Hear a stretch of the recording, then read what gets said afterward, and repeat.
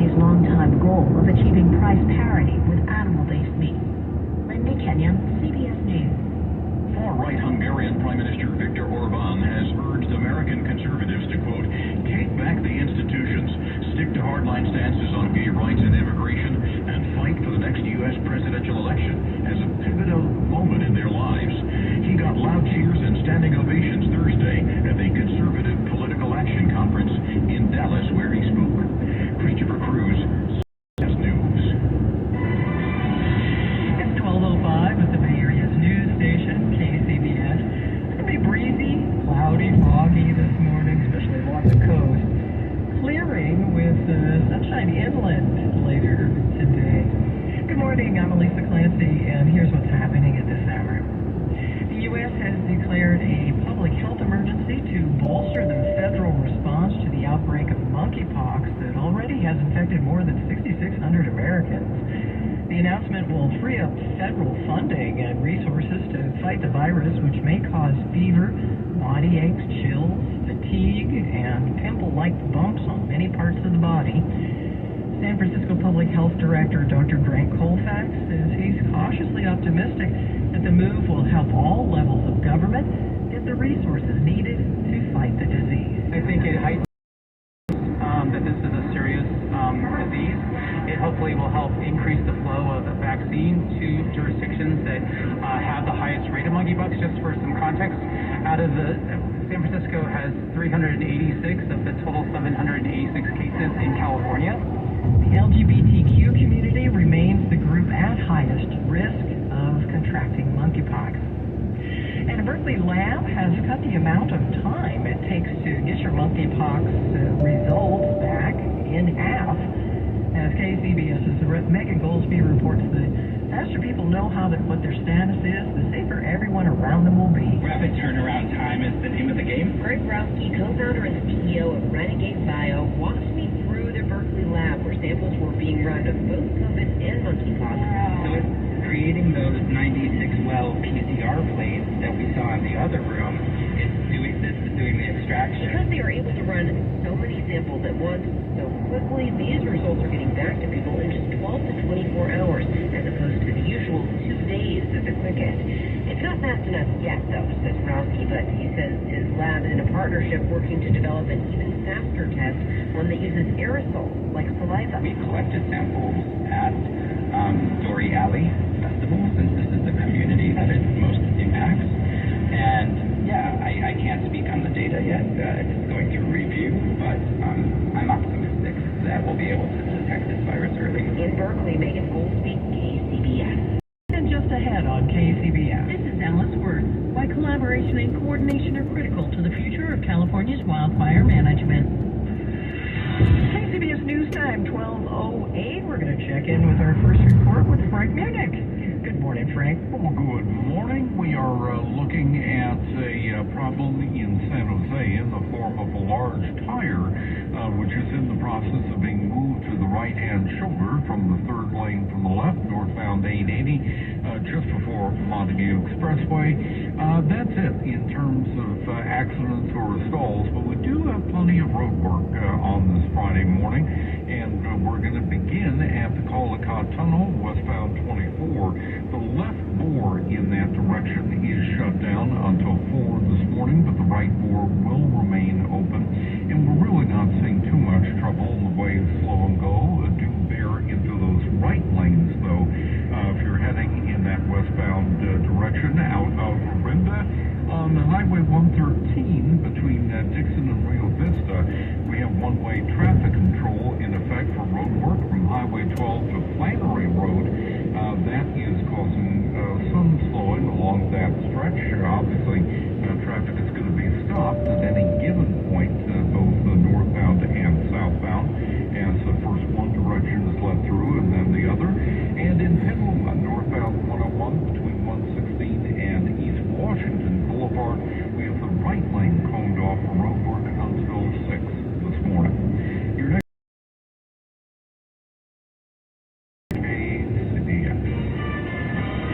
Thank you, Frank. It's going to be breezy with increasing clouds and fog this morning, locally dense too. Lows in the 50s and 60s. Turning sunny but cooler today with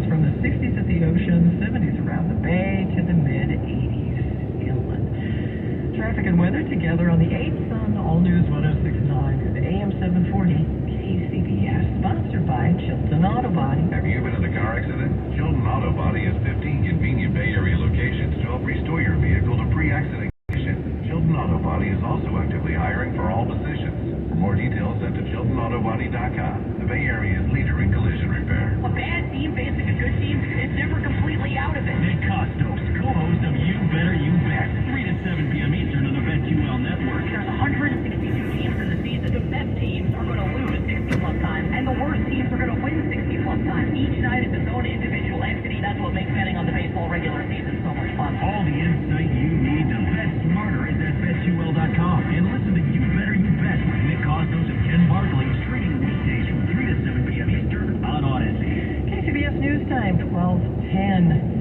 California's multiple devastating wildfires that happened in the last few years. As KCBS's Alice Worth reports, the head of the U.S. Forest Service says coordination among multiple fire agencies is key to prevention and suppression. Over the last few decades, the wildland fire management environment has changed.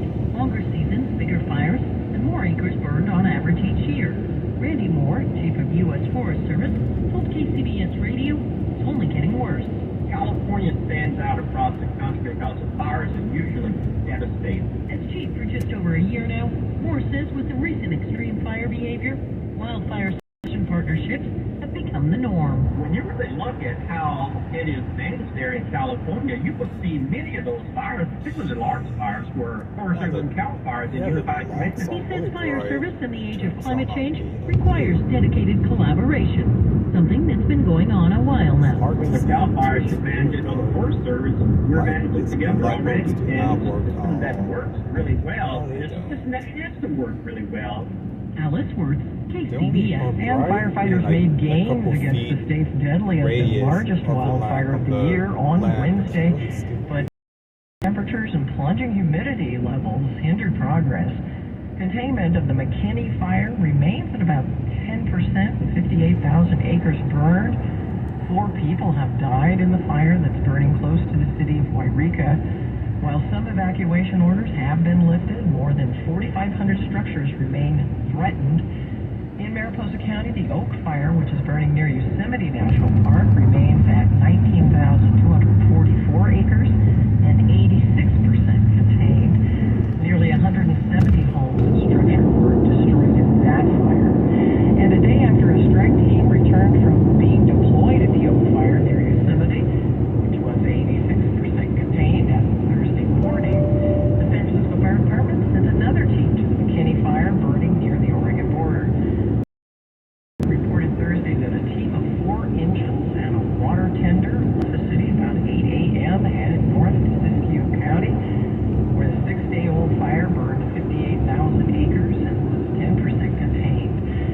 The wildfire is currently the largest burning in California. The San Francisco team was due to check in at the scene at 4 p.m. on Thursday, the department said on Twitter. And firefighters have contained a 3-alarm grass fire in Martinez near Pacheco Boulevard that was threatening structures. The fire grew to about 17 acres, but Contra Costa Fire Public Information Officer Steve Hill says its forward progress has stopped thanks to a large response from Con Fire, along with Cal Fire, and Contra Costa Sheriffs, providing helicopter support and dropping water on the flames. We very quickly went to a 3rd alarm for what we call structure protection because of the possibility on the top of the hill above the fire, especially along a roadway called Kitty Lane.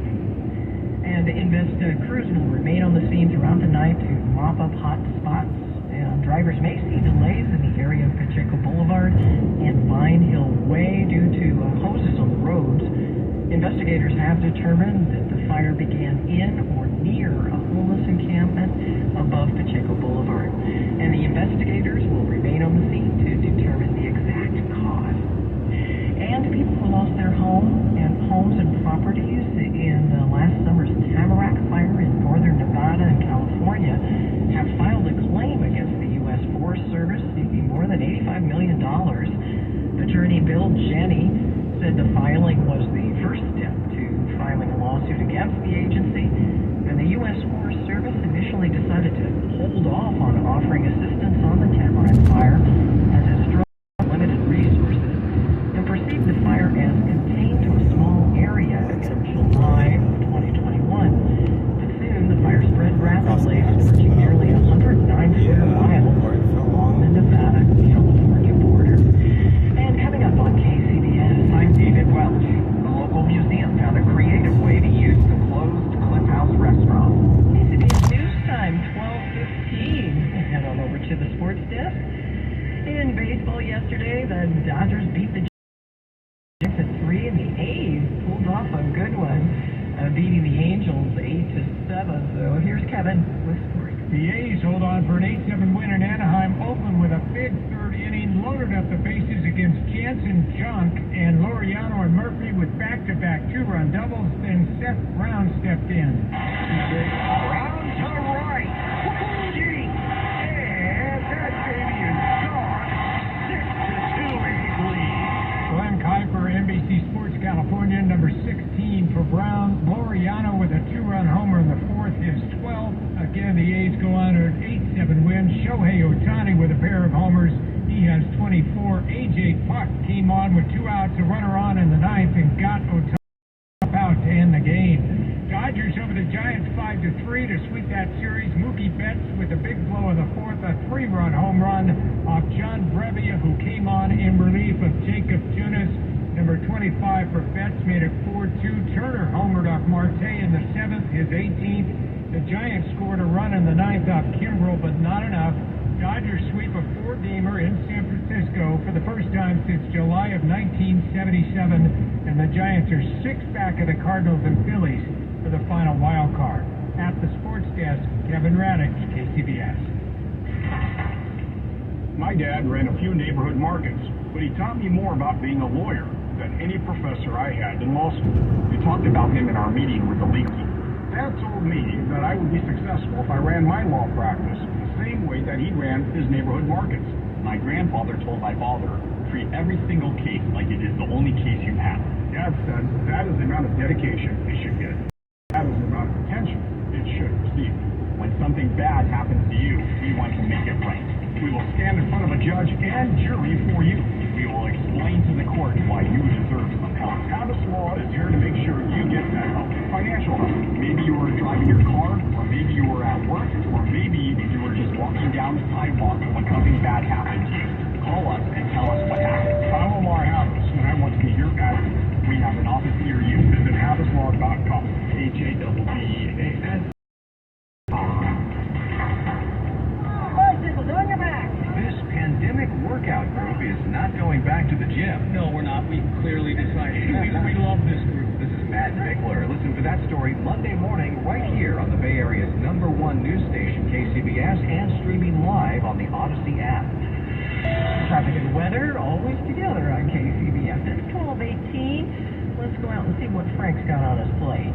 Well, we have a whole bunch of road work on the traffic plate. We're not seeing anything left in the way of accidents or stalls around the Bay Area, but again, we are looking at that road work. We have road work across the Golden Gate Bridge this morning. It's in the southbound direction. We're looking at lanes coned off, specifically the 3 left lanes coned off on southbound 101 from Spencer Avenue, pretty much right at the top of the Waldo grade, all the way down to the toll plaza, or almost all the way down to the toll plaza. We have been seeing some slow traffic where the cones went up, but that traffic is pretty much now dissipating. We're still seeing slow and go, though, across another span, and also because of road work, eastbound 580 from San Quentin to mid-span. We have the 2 right lanes coned off for road work, that until 5 this morning, and we're seeing a little bit of under-the-limit traffic pretty much right at mid-span. Your next update at 12:28 on the traffic leader, K. Let's look ahead. Your 6-day forecast looks pretty much the same through Wednesday. It'll be breezy with increasing clouds. clouds and fog this morning. Lows in the 50s and 60s, turning sunny, but cooler today, about 4 or 5 degrees cooler inland through Sunday with heavy fog at the coast most mornings. Highs from the 60s at the ocean, 70s around the bay to the mid-80s inland. And then slightly warmer Monday through upper 80s and low 90s. Otherwise, no big changes. Right now it's all kind of balmy outside. Cloudy in Santa Rosa at 60, 61 in San Francisco, 66 in Redwood City, 66 in Concord, and partly cloudy. San Jose Airport, UR 67 degrees. Traffic and weather together on the 8th on All News 106.9 and AM 740 KCBS. KCBS News Time, 12:20. Community members who are occupying the old Parker Elementary School campus in East Oakland had a tussle with the OUSD security yesterday evening. Protesters at the school saying district security came into the school and asked them to leave, and when they refused and more people tried to enter the school, some people were injured in the scuffle.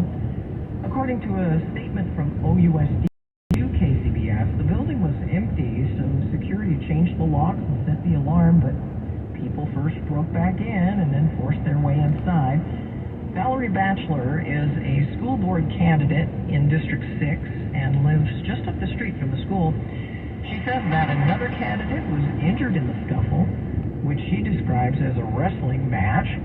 She says several protesters suffered minor injuries, and the Oakland Police Department came to the scene but did not interfere with either side, simply monitoring the situation. The injuries were all minor and there were no arrests. The occupiers, who have been running summer programs out of the school, which is closed by the district, remained on campus. Something they say they plan to do indefinitely. You know, folks were right in front of the store. They were calling for folks to be able to come inside and be able to occupy the space again, like we were doing over the summer. And as soon as one of the guards or somebody from OUSD came out, folks grabbed the door, tried to enter the building properly, and he kept shouting. He said, no, nobody's coming in, and then they started to get into a wrestling match. And there's a last-ditch effort, a legal effort, to keep Laguna Honda Hospital in San Francisco from closing and forcing out hundreds of elderly patients. This is Matt Bigler at San Francisco City Hall, where City Attorney David Chu announced 2 lawsuits filed against the federal government to try and delay the transfer of hundreds of patients from Laguna Honda Hospital. He says nurses have called at least 1,000 skilled nursing facilities across the country looking for room, but haven't been able to find eligible beds for our Medicare and Medicaid patients.